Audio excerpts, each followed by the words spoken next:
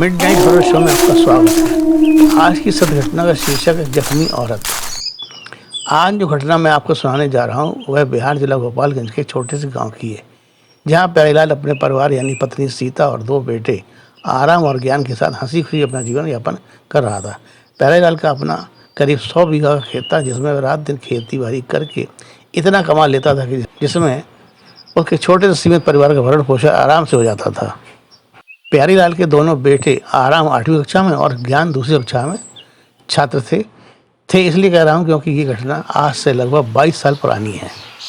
प्यारेलाल अपने रोज के routine work के अनुसार आज भी सुबह 6 बजे ही अपने खेत पर निराई गुड़ाई के लिए घर से निकल पड़ा था। सुबह से ही प्यारेलाल खेत में लगी खरपतवार को छांट कर अलग कर रहा था, जिससे उसे धान की फसल और अच्छी हो सके। अभी वह अपने काम में लगा ही हुआ था कि उसकी पत्नी प्यारेलाल के लिए खाना लेकर प्यारेलाल के पास आ गई। सीता को देखकर प्यारेलाल अपनी खुरपी उठाए सीता के पास आया और वहीं खेत में एक किनारे बैठ गया। सीता ने साथ लाए पानी से प्यारेलाल के हाथ धुलवाए और फिर खाने का टिफिन खोलकर प्यारेलाल के सामने खाना परोस कर रख दिया। गर्मा गर्म खाने से अभी भी बहुत बढ़िया खुशबू आ रही थी। प्यारेलाल ने पूछा, तुम खाना खा लिए? सीता ने ना में अपना सिर हिलाया तो प्यारेलाल ने कहा, तो तुम भी खाओ ना। प्यारेलाल के इतना कहते ही दोनों ने एक साथ खाना खाना शुरू कर दिया। दोनों ने खाना खाया और फिर कुछ देर खेत में ही आराम करने के लिए लेट गया। प्यारेलाल को ठंडी हवा में लेटते ही नींद आ गई, लेकिन सीता खेत में चारों ओर घूम कर जैसे खेत का निरीक्षण करने लगी। अभी सीता खेत में घूम ही रही थी कि उसे एक जगह मिट्टी में कुछ खून पड़ा दिखाई दिया। वह खून देखकर आश्चर्य से इधर उधर देखने लगी कि उसके खेत में ये खून कहाँ से आया। उसने अपने खेत को ध्यान से चारों ओर देखा, लेकिन कहीं कोई जानवर या कोई औरत या लड़की नहीं दिखाई दी। सीता ने फिर से उस खून को देखा।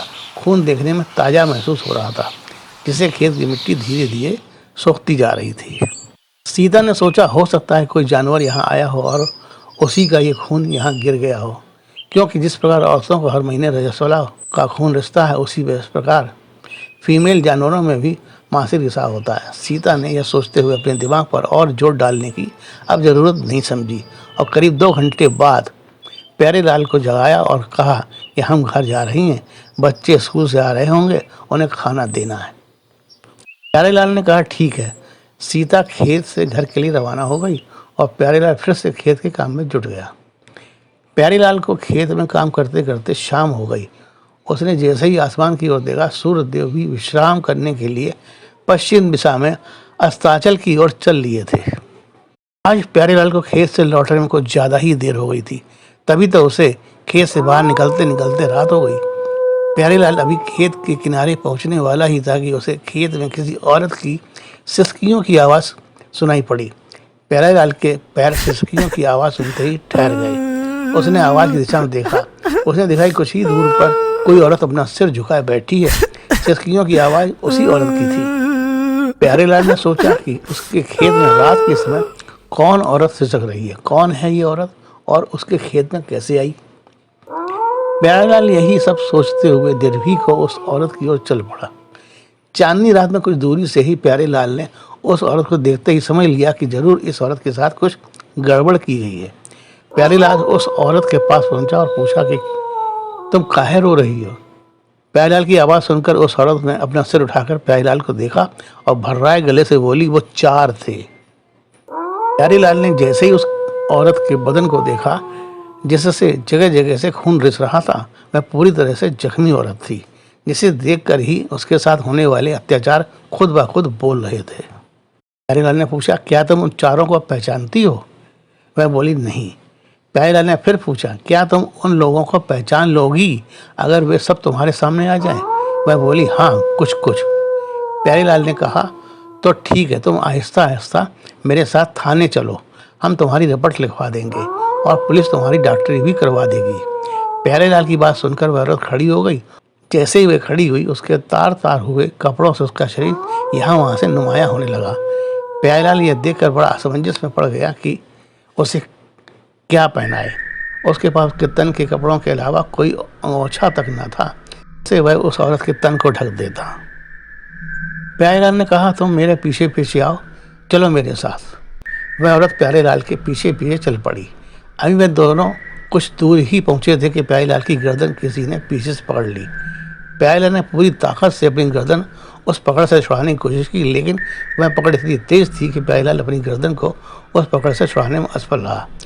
प्यारेलाल ने अचानक अपनी कमर में पीछे की ओर झटका मारा, जिससे उसकी गर्दन की पकड़ एकदम से ढीली हो गई और प्यारेलाल ने अपनी गर्दन को उस पकड़ से छुड़ा लिया और एक झटके में पीछे मुड़कर देखा कि कौन है जो उसकी गर्दन पकड़े हुए था। जैसे ही प्यारेलाल ने पीछे देखा, वह और कोई नहीं, वह कुछ देर पहले उसके पीछे चलने वाली वही औरत थी जो एक भयानक दिखने वाली चुड़ैल के रूप में खड़ी थी, अपनी अंगारों सी आंखों से प्यारेलाल को देख रही थी, जिसके बड़े बड़े दांत और बड़े बड़े हाथ किसी शैतान से कम न थे। प्यारेलाल समझ गया कि वो जख्मी औरत कोई और नहीं, ये चुड़ैल ही है जो जख्मी होने का सॉन्ग रचे हुए थी। प्यारेलाल के सामने अब समस्या यह थी कि वह उस चुड़ैल से अपना पीछे कैसे छुड़ाए। कहीं वह प्यारेलाल के साथ उसके घर तक पहुंच गई तो घर को तबाह कर देगी। अचानक एक विचार प्यारेलाल के दिमाग में घूमा। उसने अपनी जेब में रखी माचिस की डिबिया निकाली और झट से एक तीली जला दी।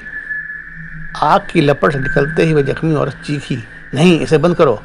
लेकिन तब तक प्यारेलाल ने अपनी जेब से एक बीड़ी निकालकर उसे भी जलती हुई माचिस की तीली से सुलगा लिया। बीड़ी सुलगते ही वह जख्मी औरत दर्द से जैसे करा उठी। प्यारेलाल अपनी जलती हुई बीड़ी उस जख्मी औरत के पास ले जाने को हुआ, वैसे ही वह जख्मी औरत वहां से आसमान में किसी पक्षी की तरह उड़ गई। जैसे ही वह जख्मी औरत आसमान में उड़ी, प्यारेलाल ने ठंडी सांस भरी और बीड़ी का धुआं छोड़ता हुआ राम राम जपता हुआ अपने घर की ओर बढ़ लिया। रास्ते भर प्यारेलाल आसमान और अपने पीछे देखता हुआ चल रहा था कि कहीं फिर से तो वह जख्मी औरत उसके पीछे तो नहीं आ रही है। तब से जब भी अपने खेत जाता तो अपने साथ एक मोमबत्ती और एक माचिस की डिबिया साथ लेकर जाता और उसने अपने घर में सब बच्चों सहित ये घटना बतला दी और ये हिदायत दे दी थी कि रात के समय अगर कोई कहीं जाए तो अपने साथ माचिस की डिबिया जरूर साथ लेकर जाए। दोस्तों, इस घटना से ये जाहिर होता है कि प्रेत आत्माएं आग से दूर भागती हैं, इसलिए अगर इनसे बचना है तो अपने पास आग का कोई ना कोई साधन जरूर होना चाहिए। इस आश्चर्यजनक घटना के साथ अपनी वाणी को विराम देता हूँ। अपने दोस्त अरुण प्रकाश शास्त्री को इजाज़त दीजिए। अगले मंगलवार पुनः मिलूंगा। नमस्कार।